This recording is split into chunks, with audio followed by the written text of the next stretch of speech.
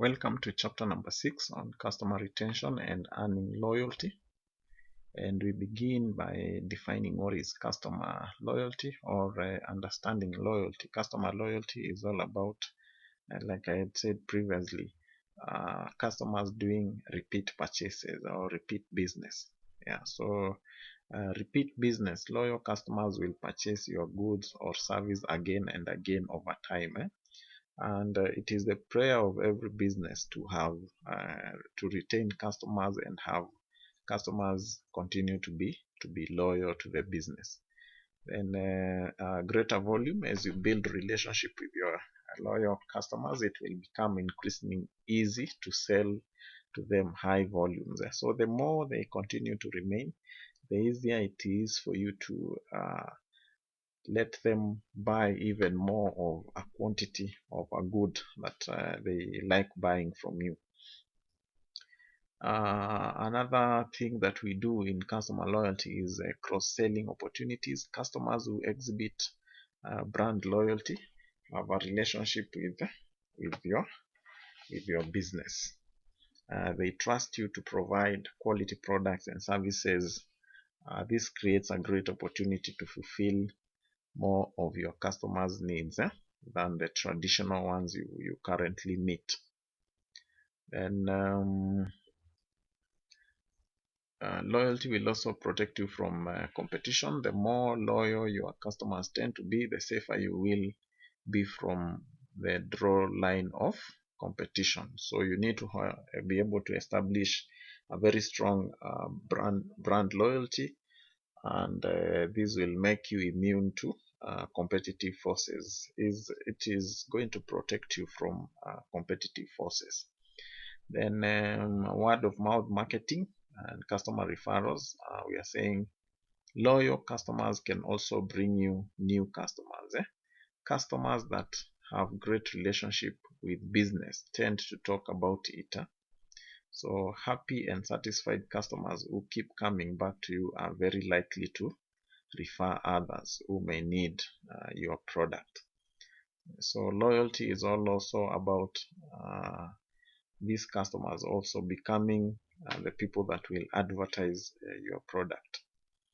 And the other one is benefit of doubt. Loyal customers are much more likely to give you the benefit of doubt or overlook errors. If you maintain the level of customer service and quality that it takes to achieve brand loyalty in the first place, your customers will be willing to forgive you when bad things happen. And then there is also increased revenue and market share. And finally is less customer acquisition and less promotion and other sales forces. We have something we call the loyalty ladder, and different customers will appear at different stages in the loyalty ladder. We have those that we call advocates, and we say that these customers give unpaid advertising for your business through the word of mouth. They will give testimonials on your behalf, and by doing that, by taking part in published customer success stories.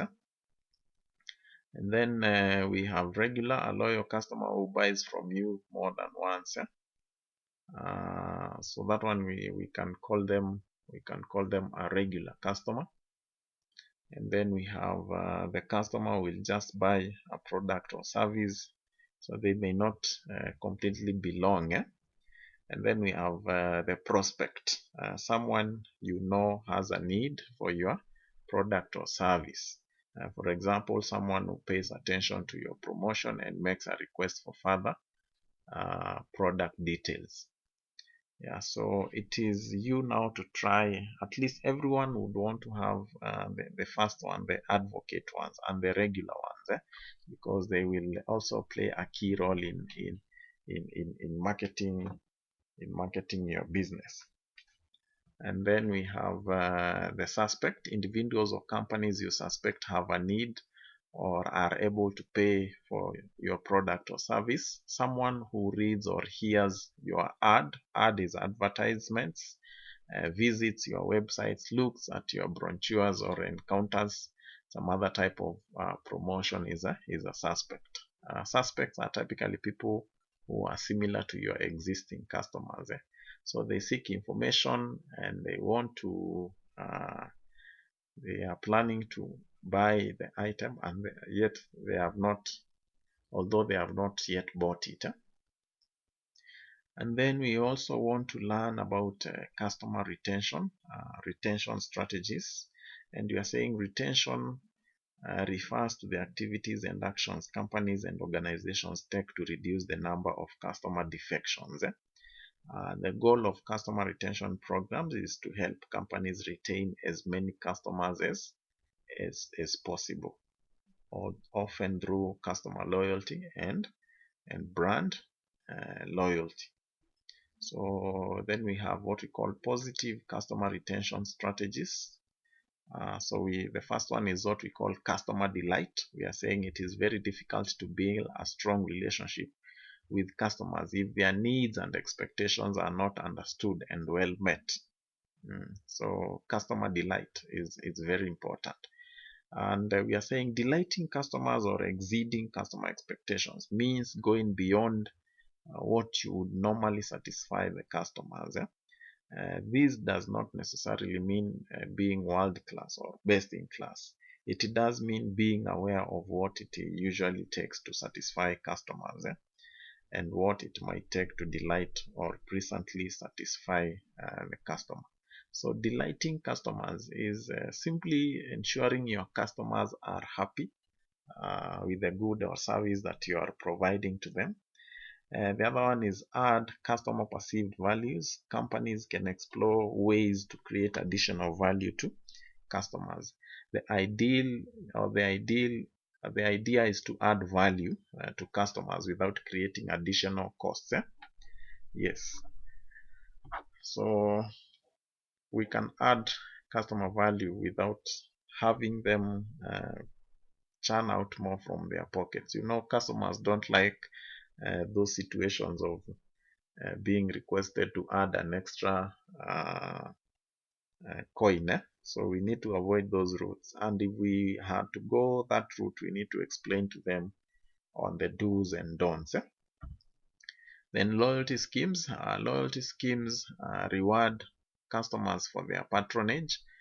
Loyalty schemes or programs can be defined as a scheme that offers delayed or immediate incremental rewards to customers for their cumulative patronage. So that's very, very important to understand that. So we can introduce loyalty schemes. I gave an example previously on how supermarkets have what we call loyalty cards.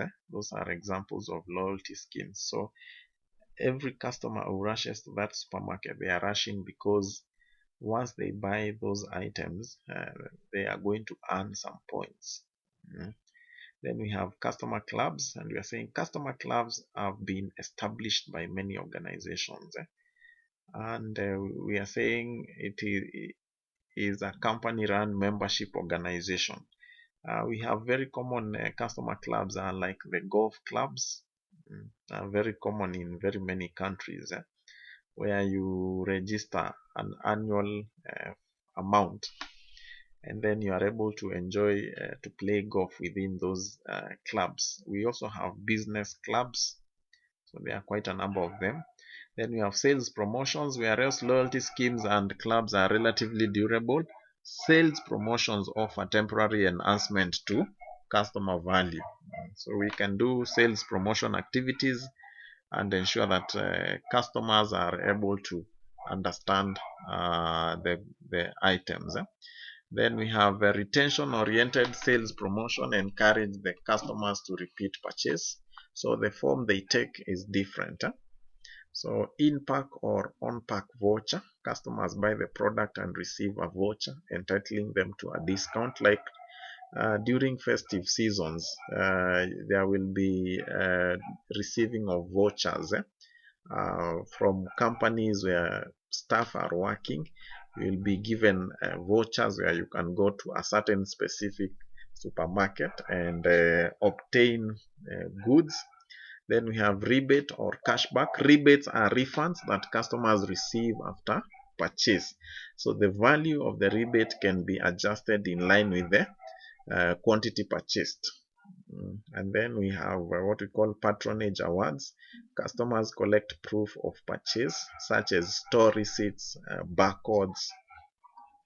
So you keep those receipts, and once you have accumulated of you have spent a certain amount of money, you get an award. Then build customer engagements. The final positive strategy for building customer retention is to build customer engagement. Various studies have indicated that customer satisfaction is not enough to ensure customer longevity.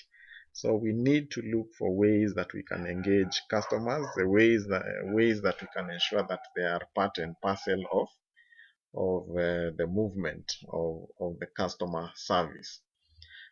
We can have what we call product or service integrity. Long-term success and retention belongs to those who do not take ethical shortcuts.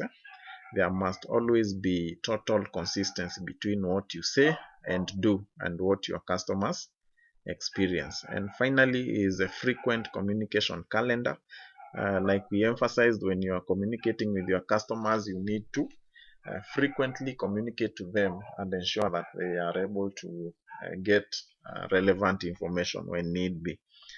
Then there are ways that we can terminate customer relationship. Or these, once companies do these things, the relationship between them and the company is going to be terminated. Number one is raising prices. I have already mentioned that. So that is one way that you can be able to cut ties with your customers, and no one wants to do that. So the best approach is to communicate to them in a good way and suggest to them on the ways that you need to raise the prices. The other one is unbundling the offer. A bundle is when you buy an item, you find it has another attached item, a smaller version of it. So that will always keep people coming back, because if I know that I'll buy a bottle of juice 1 liter, and then on the side there is a smaller version of that juice, maybe a quarter liter or a half a liter is attached. There are people that buy items because they are bundled. So when you are unbundled, it means people are not going to continue buying it, because they were buying it simply because there is a bundle. Then redesign the product, and so you can provide new product designs. And finally is reorganize sales, marketing, and service departments. So that is the end of that topic. I believe you have been able to understand. I invite you to do research on the things that as an organization you need to do, so that you can be able to retain customers.